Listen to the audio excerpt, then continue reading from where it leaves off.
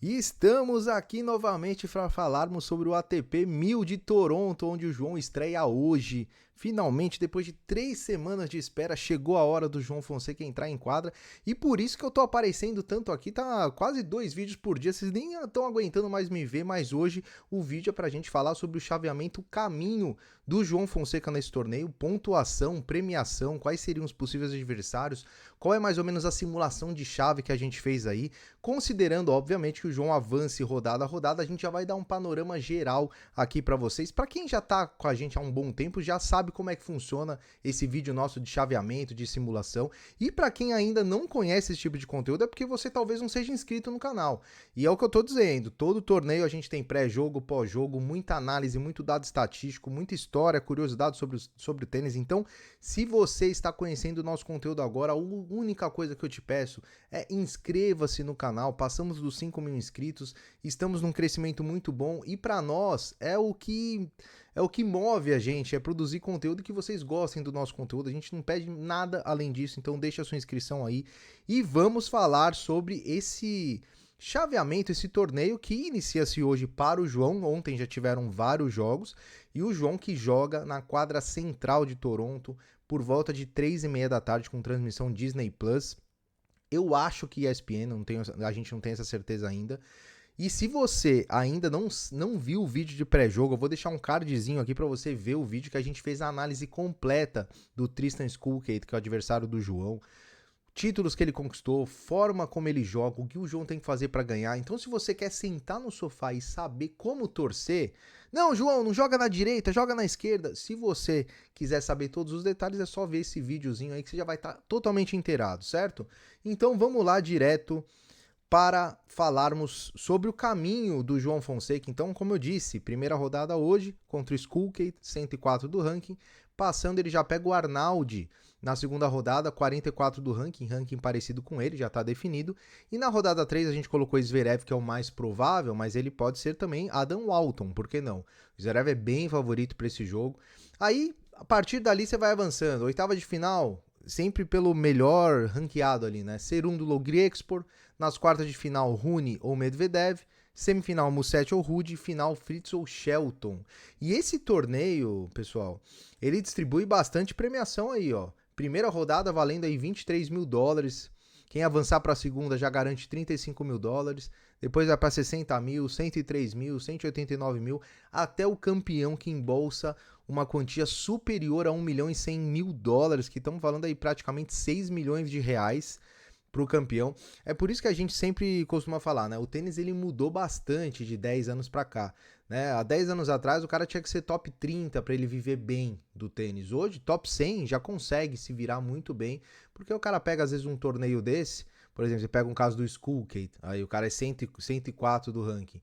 O cara, às vezes, ganha uma rodada, ele salva ali vários meses dele, né? Fora se a gente considerar patrocínio e tudo mais. Então, a premiação é gorda, porque estamos falando de um torneio de segunda prateleira na ATP, somente abaixo de Grand Slam.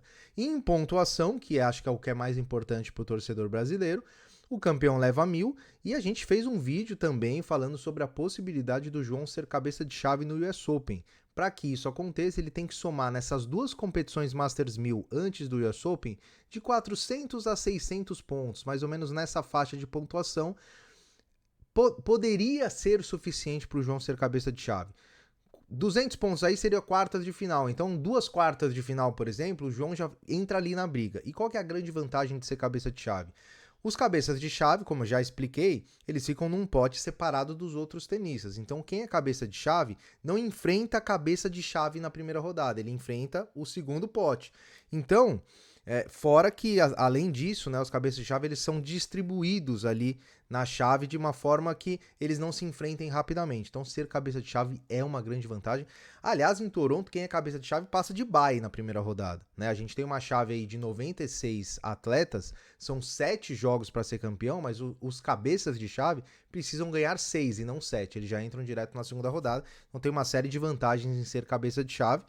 Esperamos aí que o João faça uma grande campanha em Toronto. E a gente analisando a chave aqui do João, deixa eu passar primeiro o quadrante do João, que está, na verdade, no primeiro quadrante, a gente teve já alguns jogos ontem e algumas zebrinhas rolando. Por exemplo, o Arsenal ganhou do Valentin Royer, o francês. Arsenal que foi convidado aí da organização, um jogo, uma vitória surpreendente aí do tenista da casa. A gente teve também o Etcheverry batendo o Herbert, que foi um jogo que eu até imaginei que o Herbert pudesse complicar. E para mim aí uma outra zebra foi o Walton batendo o Bonzi, né? Essa diretamente relacionada ao jogo do João numa possível terceira rodada. Acredito eu que o Zverev ganhe do Walton, mas foi uma zebra. Então, as zebras acontecem, estão acontecendo. Só que quando a gente analisa essa chave, e por isso que algumas pessoas falaram, o João deu azar no sorteio. Outras falaram, deu sorte. Por quê? Porque a primeira e segunda rodada, se você considerar que é um ATP 1000, você pegar um número 100 e pouco do ranking, um número 40 e pouco do ranking nas duas primeiras rodadas, não dá pra você dizer que teve azar no sorteio. Agora, a terceira rodada, você pegar o cabeça de chave 1, aí talvez sim. Porém, quando a gente analisa, né, todos os jogadores desse torneio, os jogadores de primeira prateleira hoje no tênis não estão.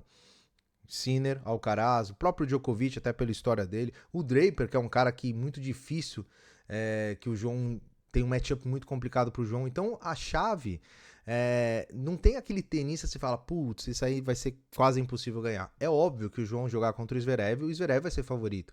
Mas se ele conseguir passar numa terceira rodada pelo Zverev, eu acredito que a chave fica até acessível, melhor pro João. Porque a gente tem na parte de baixo ali um Griexpor, e um Cerúndulo, né, talvez. Do lado direito da chave, quem que você tem de destaque ali? Medvedev e Rune, acho que seriam os grandes jogadores. Medvedev já longe da sua melhor fase e Rune é um cara bem inconstante. E no segundo quadrante, a gente tem de bons jogadores ali, que eu acredito que cheguem à final desse quadrante. Musetti, um Rude, um Mahat, talvez um Khachanov. Você não tem aquele cara muito favorito nesse segundo quadrante. Lembrando que chegar à final do quadrante significa chegar às quartas de final do torneio. Então, o João chegando à final desse primeiro quadrante aqui e passando por essa final, ele estará na semi. E aí na semi ele pega o vencedor do quadrante 2. Então você vê que o quadrante 2 também não tem nenhum bicho-papão. Por exemplo, quando a gente olha o quadrante 3, na minha opinião, é o quadrante mais forte. Porque você tem jogadores em boa fase e ótimos jogadores. Por exemplo, Deminor acabou de ganhar o Washington em cima do Fokina numa batalha. Talvez até esteja um pouco cansado, mas é um cara fisicamente muito forte. Shelton tá uma fase fantástica também. É um tenista muito bom nesse tipo de condição. Tem o Cobbly, que tá em grande ascensão aí. A gente viu, né? Até em Wimbledon indo bem. Tiafoe também é um cara que nessa condição é bom. Fora outros jogadores como o Aliassime, um tenista da casa costuma crescer em competição grande. O Tsitsipas. Então, na minha opinião, é o quadrante mais forte. E esse quadrante o João só enfrentaria na final. E o último quadrante a gente tem ali como destaque Rublev, Fils, Fritz e Mensi, que também é um quadrante forte. Quando a gente analisa a chave como um todo, na minha opinião, o João ele não caiu numa metade forte.